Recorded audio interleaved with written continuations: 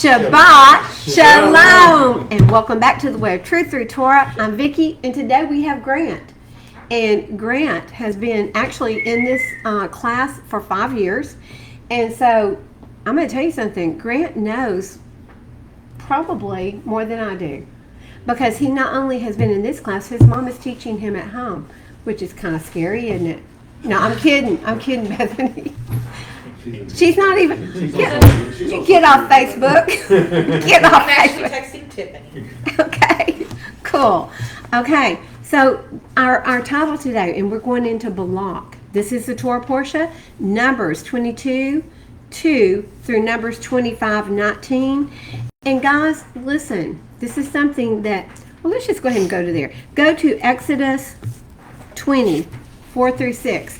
These are the commandments. Where else are the commandments? Deuteronomy. So in Exodus 20:4-6, it says, "You do not make for yourself a carved image or any likeness of that which is in the heavens above, or which is in the earth beneath, or which is in the waters under the earth. You do not bow down, nor do you serve them.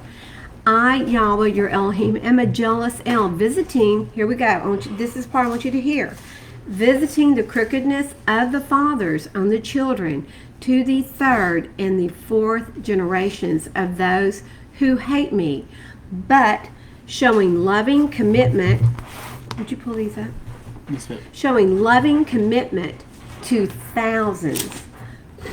That's plural, to thousands of generations, up to those who love me and guard my command.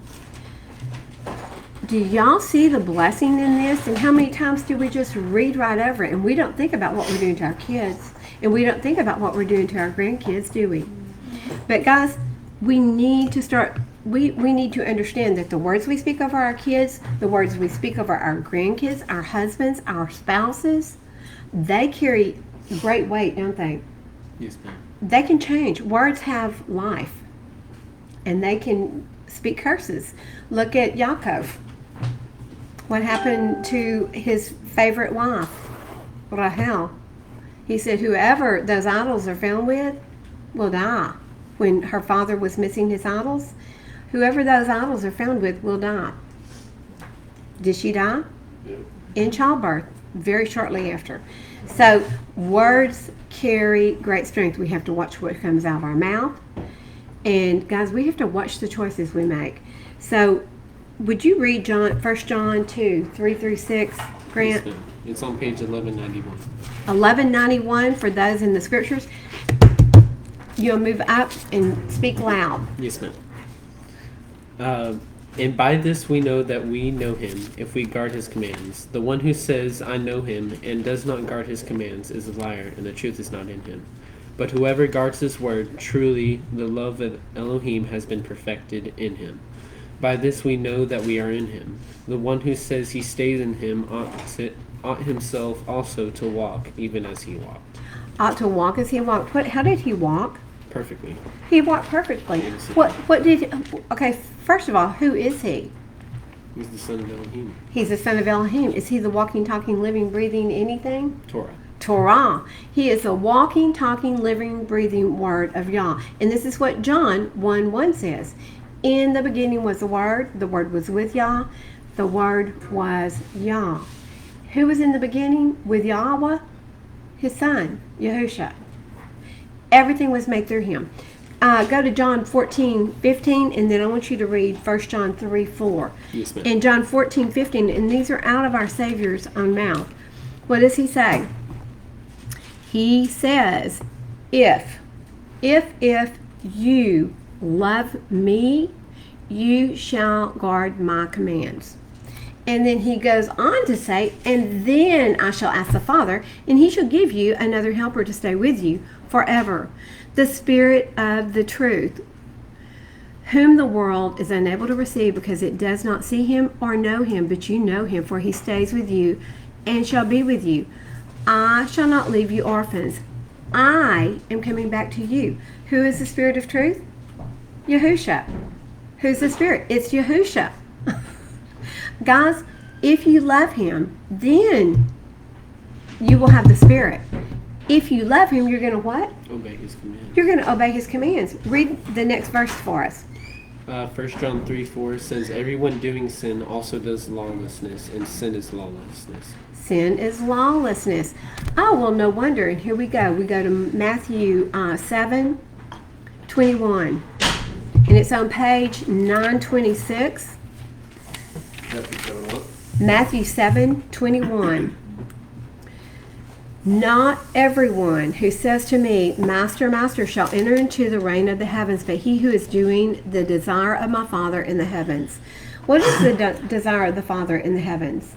For us to guard his For us to commands. be obedient to the Lord. For your obedience. And that is, I mean, basically you can go to Deuteronomy 10:12. I believe it's where it is. Would you go there? I'm losing my notes out of my Bible. Okay. Many shall say to me in that day, Master, Master, have we not prophesied in your name, and cast out demons in your name, and done many mighty works in your name? And then I shall declare to them, I never knew you, depart from me, you who work lawlessness. The very term lawlessness means without Torah. Torah-lessness. They're not walking as Yahusha walked. What does 1 John 3:4 say? Oh, I just read that. Oh, did you? Okay. You asked me Deuteronomy 10:12. Yeah, do that one. It says, and now, Israel, what is Yahweh your Elohim asking of you but to fear Yahweh your Elohim, and to walk in all his ways, and to love him, and to serve Yahweh your Elohim with all your heart and with all your being. Okay, so what does and I hear this all the time. People are like, I pray and I pray and I wait to hear from God or Yahweh to see what is his desire for my life. What is his desire? You just read it. That's what he wants us to do.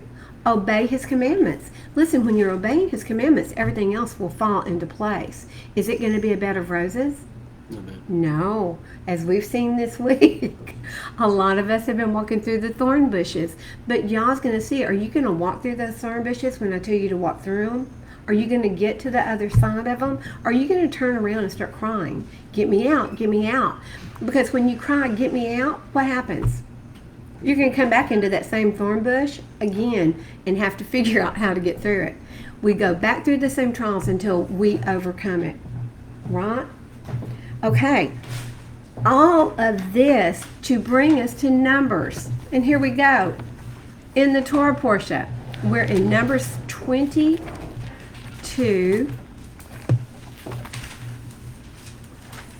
And guys, while I'm getting there, anybody out there who desires to have a Scriptures Bible, yes, a Scriptures Bible. This is put out by the Institute for Scriptural Research. Please messenger me in email, and either I or Sherry will check it, and we will get back to you. We're sending 3 scriptures out today, and we'll have a box going out this next week. So, guys, this is part of our ministry, is to make sure people have the restored word of Yah. And it says restored as it can be without going back to the Hebrew.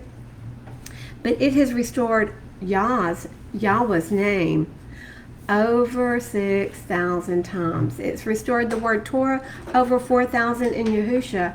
I forget how many times, like between 4 and 5, is that correct? I may be off on that one. Do you know, Jack? How many times the name Yahusha was restored in there? No, I'm not. And that's an important name, because without him, you're not getting through the gate. Yeah. Okay? So, anybody who wants a Scriptures Bible, let us know, and we will certainly get it to you. So, it's Balak. Balak. Can you spell it? She's giving you the evil eye. B-A-L-A-Q. Or B-A-L-A-K, or, yeah. So, you're going to find in the Hebrew language, sometimes the letters are changed up, and it changes the meaning of that word, because each letter has a meaning. Okay, are y'all ready? 22:1. And Balak, and here we're going to get into who Balak is. And guys, the Torah portion is named after the first sentence in that Torah portion. So right off the bat, and Balak, son of Zippor. Now, what you have to understand is this "and" is a connecting word. It's connecting us to last week's Torah portion. So it's like, in addition to everything that these children have just done, all the mumbling, the grumbling, the complaining, the crying, and Balak, son of Zippor, saw all that Yahusha had done to the Amorites, and Moab was exceedingly afraid of the people because they were many, and Moab was in dread because of the children of Yahusha. Who's Moab? He was Laban's descendants? Lot's. Lot's. It's one of Lot's sons. Through who? Through One of his daughters. Thank you, Bailey. So Lot had 2 sons through his daughters when they ran and left Sodom and Amorah.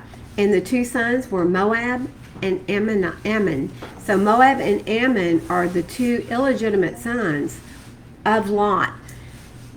And guys, Abba Yah does not care for them. I mean, he pretty much, there's curses on them.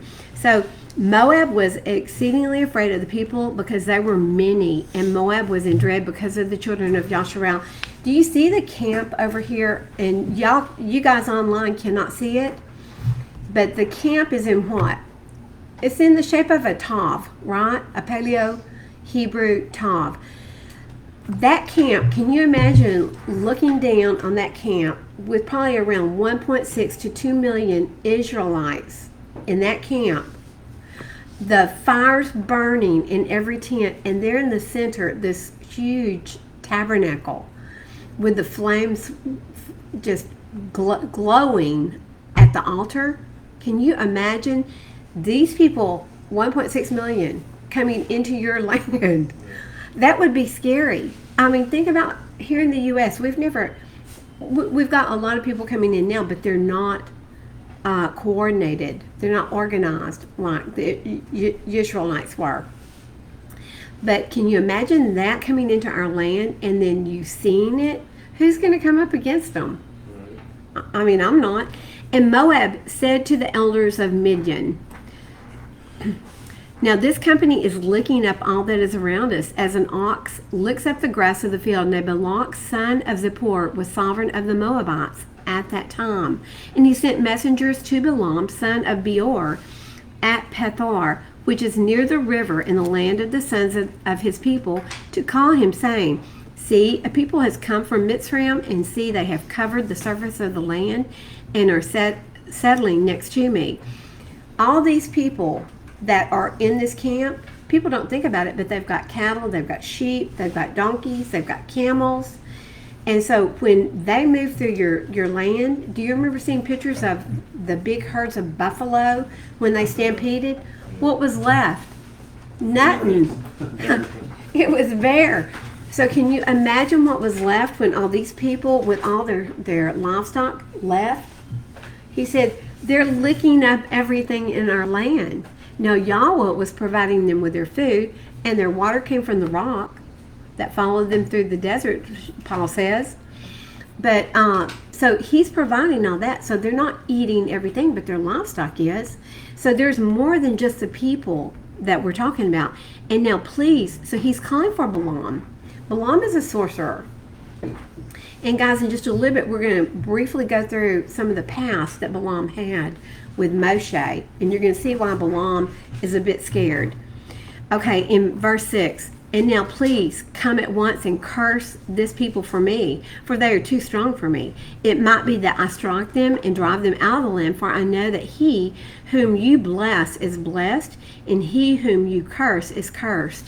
And the elders of Moab and the elders of Midian left with the fees for divination, and there's your key word, divination, which is sorcery, left with the fees for divination in their hand, and they came to Bilam and spoke the words of Balak to him. And he said to them, spend the night here, and I shall bring back word to you as Yahweh speaks to me. So the heads of Moab stayed with Bilam. Bilam, a sorcerer, is going to who? Yeah. Yahweh, to get a word to bring back. I'm going to go check with Yah and see, is he going to let me go with you? And Elohim came to Bilam and said, "Who are these men with you?" And Balaam said to Elohim, "Balak, son of Zippor, sovereign of Moab, has sent to me, saying, See, a people has come out of Mitzrayim and covered the surface of the land. Come now and curse them for me. It might be that I am able to fight against them and drive them out." And Elohim said to Balaam, "Do not go with them. You do not curse the people, for they are blessed." And Balaam rose up in the morning and said to the heads of Balak, Go back to your land, for Yahweh has refused to allow me to go with you." Let's stop for a second. How does Balaam know about Yahweh? And we don't see it really in scriptures, but I'm going to show you where we do see it. Have you got your, yes you do, you've got your Sefer. So we've got Dr. Stephen Pidgeon's book, and it's called At Sefer, which means the book, or as Ashton says, it's the scroll. Would you go to Yahusha 64, 1 through 2? Yes, ma'am. Have you got your Sefer? Somewhere. Okay. I don't know. I have mine. Is it those? Okay. Would you go to 67, 8 through 10? Bailey, would you go through to 67, 18 through 20? And I guess I'll have to. Okay, I'll find mine. You can find it? Thank you. You're so good. So guys, I want you to see the fullness, because what Balaam is doing, he's respecting Do you Yah. want me a Sefer to read out of? They can borrow mine. I Okay, can pull mine up on my perfect. phone. Oh, that's perfect. I can't keep up with this one. So everybody ends up having like satchels of books up here. Okay, you want to read first? Yes, ma'am. Yahusha 64, 1 through 2. Yahusha 64, 1 through 2. And Balaam the son of Beor was at that time with Angus in the battle, and when he saw that Zepho prevailed over Angus, he fled from there and came to Kittim. You know, oh, I'm sorry, go ahead. And Zepho and the children of Kittim received him with great honor, for Zepho knew Balaam's wisdom. And Zepho gave unto Balaam many gifts, and he remained with them. So do y'all know where Kittim is? Is it Casdim? Come on, Battle? come on. It's Rome. Oh. Kittim is Rome. So Zepho, who was basically part of Esau's descendants, ended up in Rome. He ended up a king in Rome. He populated in Rome.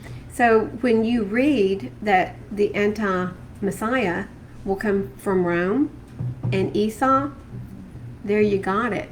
He's an Edomite who ran off to Rome, became king. And you know, one thing that we forget, the Edomites, Esau, where did he come from?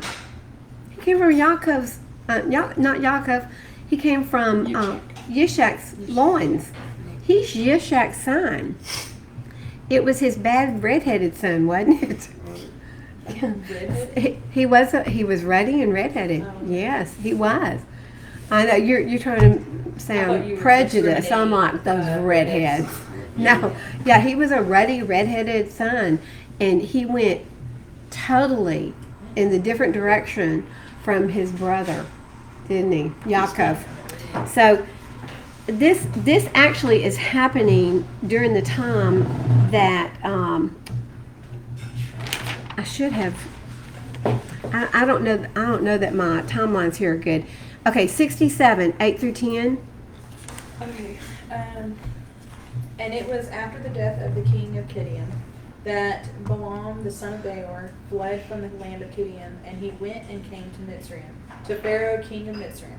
And Pharaoh received him with great honor, for he had heard of his wisdom, and he gave him presents, and made him for a counselor, and aggrandized him. And Balaam dwelt in Mitzrayim in honor with all the nobles of the king, and the nobles exalted him because they all coveted to learn his wisdom. Okay, so Bilam is in Mitzrayim. He is a counselor right directly under Pharaoh. Green while list. while Israel is there. He's part. Listen, do you know who Balaam is? He's the one who said, "Oh, just toss those kids into the river. Just throw the babies into the river, Kinda like and let the abortions. god of the river." Who is the god of the river? The crocodile. Let the god of the river take them. Okay, so Balaam has been there since before Moshe was even born. So from the time of Moshe's birth, he has been dealing with Balaam, the sorcerer. 67, 18 through 20. And Balaam, the son of Beor, answered the king and said unto him, This means nothing else but a great evil that will spring up against Mitzrayim in the latter days.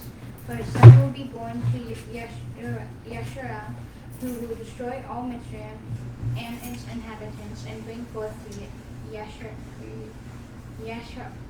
Israel from Mitzrayim with a mighty hand. Now therefore, O king, take counsel upon this matter, that you may destroy the hope of the children of Israel and their expectation 67, before this 48 through 51. evil arise against Mitzrayim. Okay, so what's he talking about there? He's warning him about Israel. He's warning him about Moshe. So Moshe is actually sitting at the king's table with Bethia, his mother, because he's just a toddler. And he reached over. Let me show you what he did. Pretend I'm a toddler, okay? He just reached over to Pharaoh and he took his hat and he put it on. This is what had just happened in the book of Yashar. Is Moshe, he's just a baby, and they put him through a test after that. But Balaam was telling Pharaoh, look, he's going to usurp you. He's going to take away the throne. You're in big trouble. You've got to do away with this child. But who has taken this child to rear? Pharaoh's daughter, Bethia. He literally is raised in the courts of the king of Pharaoh. He is wealthy. He is dressed in robes. He's treated just like one of Pharaoh's grandsons, no differently. Okay, 67, 48 through 51. Now therefore, O king, hear my words, for this is in the counsel which is in counsel against them, by which you will prevail over them, and from which you should not depart. If it please the king, let him order all the children which shall be born from this day forward to be thrown into the water. For by this can you wipe away their name. For none of them, nor of their fathers, were tried in this manner. And the king heard the words of Balaam, and the thing pleased the king and the princes, and the king did according to the word of Balaam. And the king ordered a proclamation to be issued and a law to be made throughout the land of Mitzrayim, saying, every male child born of the Hebrews from this day forward shall be thrown into the water. And where did that come from? Balaam. Balaam. And this is before Moshe has been born. We're getting a little bit of history of Balaam and Moshe. Okay, the next one we have is 70, 37 through 40. You got it. Oh, that was the one. Oh. Wait, which one did you pull up? 70? 70 verse 1 through 8. Do that one. And in the third year from the birth of Moshe, Pharaoh was sitting at a banquet with Alperanith, the queen, was sitting at his right and Bethia at his left. And the lad Moshe was lying upon her bosom, and Balaam the son of Beor with his 2 sons. And all the princes of the kingdom were sitting at the table in the king's presence. And the lad stretched forth his hand upon the king's head, and took the crown from the king's head, and placed it on his own head. And when the king and princes saw the work which the boy had done, the king and princes were terrified.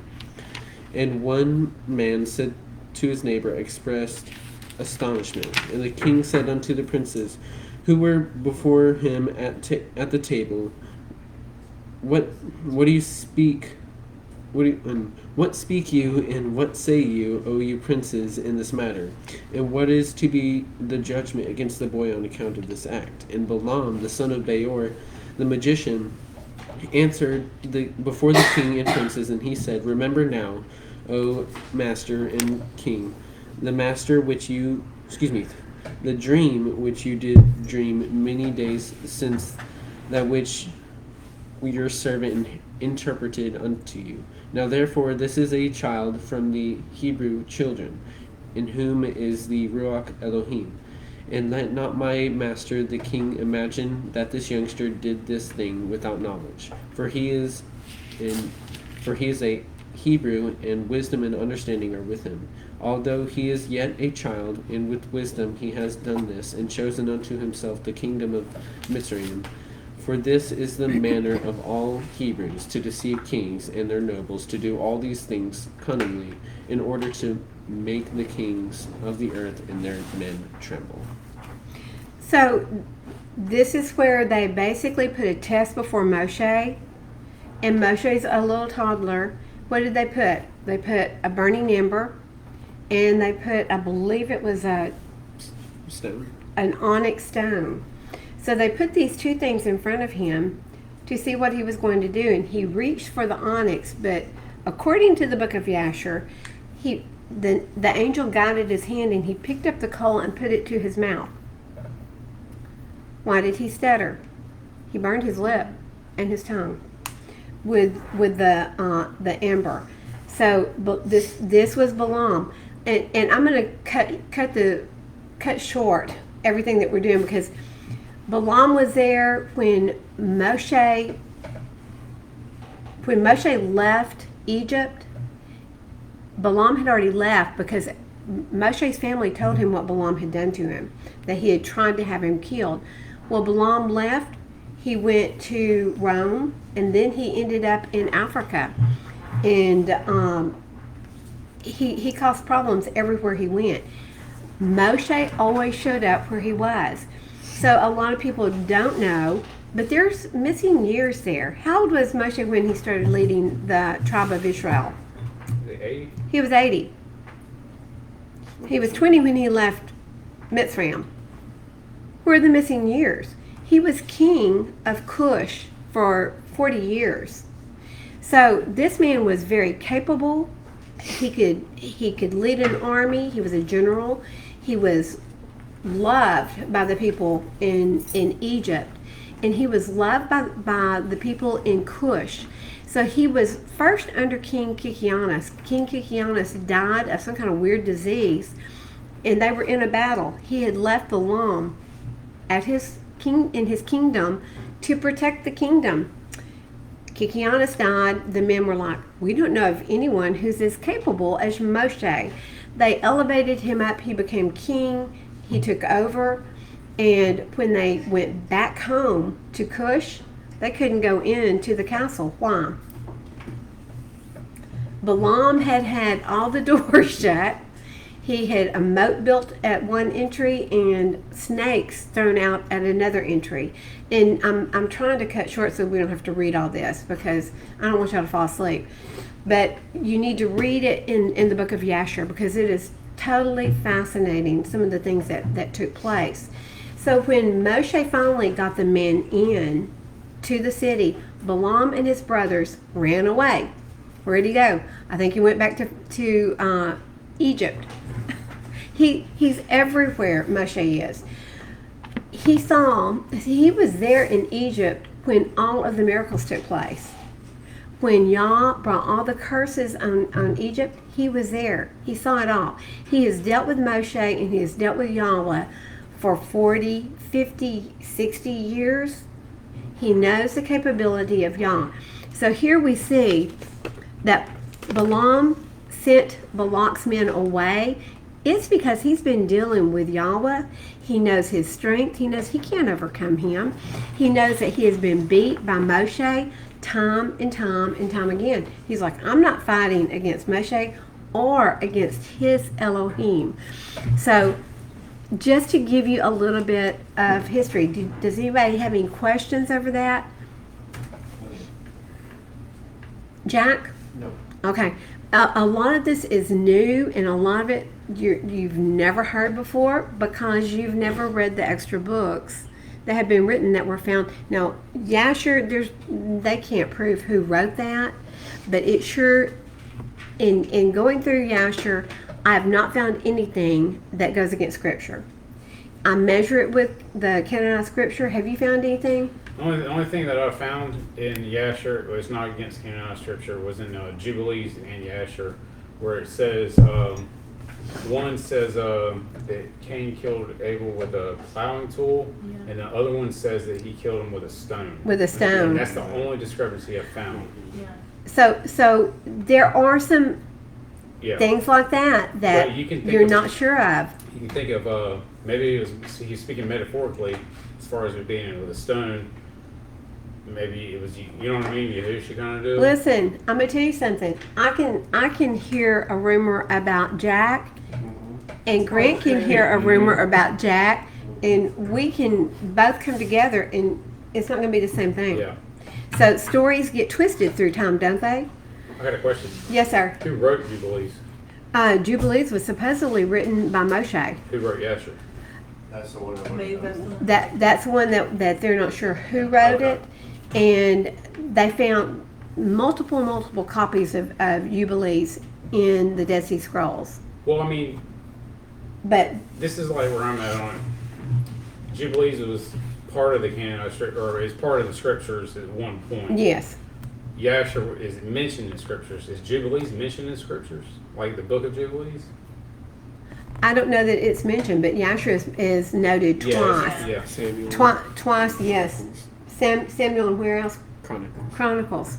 So, two different times in the canonized scripture, they mention the book of Yahusha as it says in the book of Yahusha. Yeah, So they reference it, and one time is Yahusha.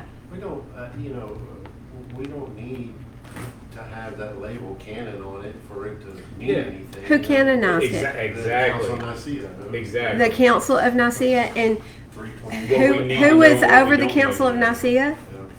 Constantine. Constantine. Did Constantine love Yahusha? He did. He loved Yahusha. He hated the Jews. He said, y'all killed my Yahusha. So what did he do? He went on a campaign against the Jews. Y'all allowed that to happen, and what Constantine couldn't see is Yahusha was a Jew. Constantine had good intention. It all turned bad. It turned south and it turned sour. He was a pagan. He was pagan. He liked You the... had to try to get ahead of, this Yahusha fella, and that's why he created Jesus Christ. Well, after Yahusha's death, which, I mean, Constantine came along in what, 2 something AD? So it was after Yahusha. He did. They distorted the name. They killed the calendar. They got rid of all the festivals. They made it illegal to honor the Sabbath on the Sabbath. What does the word Sabbath mean what is Saturday? What's the word for Saturday in Sabbath. Sabado in Spanish? What is it in Sabaton in Greek. Sabaton in Greek? What is it in Indonesia? Sabatu. Really? Wow, does that not all sound like Sabbath? And I'm going to tell you, worldwide you can go around. The Sabbath, the seventh day of the week, is pretty much the Sabbath, no matter which language you go to. So Constantine said, no more worshiping on That was Shabbat. the book of Milan in 321, where he did that one. Yes. Where he changed the Sunday law. and put the Yes, Sunday law. in 321 AD. So, but he did. He changed everything. He got rid of. Listen, they burned scrolls. They were burning the scrolls. They were burning the synagogues. There is so much that took place in history that we do not even know, and the enemy likes it that way, doesn't he? If you don't know truth, you'll fall for any lie, and we have fallen for many lies.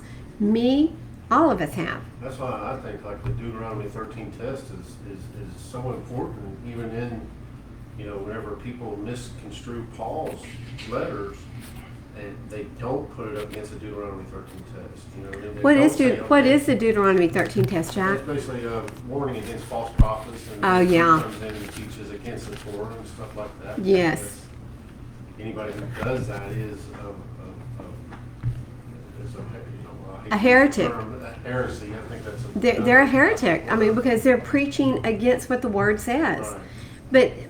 But I mean, they've done away with the front of the book. Oh, They've done away with the Gospels. I mean, you can't. How can you have the Gospels and not have the front of the book? yeah. I know it.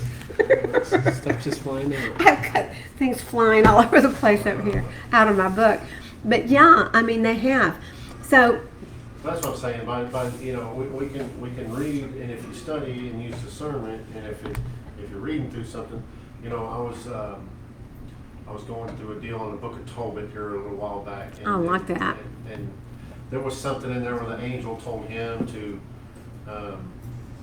do the smoke of a frog or something like that, and it'll cast away devils. Well, that kind of right there would test that book as being a little bit Gnostic. You know what I mean? So you have to just use your own discernment. Whenever it speaks against the word, know that part of it, you know what I mean? And always go to the original. If you can find Hebrew writing, go to the original and check it.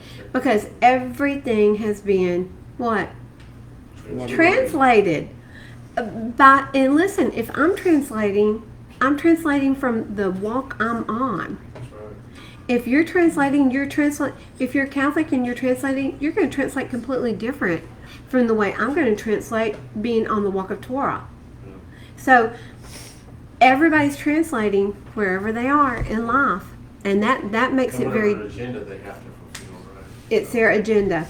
There's an agenda there, you always have to watch for that. So I do use the book of Yahusha, and generally when we're going through Genesis, Exodus, Leviticus, and Numbers, we have used the book of Yahusha for years, huh? It fills in a lot. It fills in the gaps, and it doesn't go against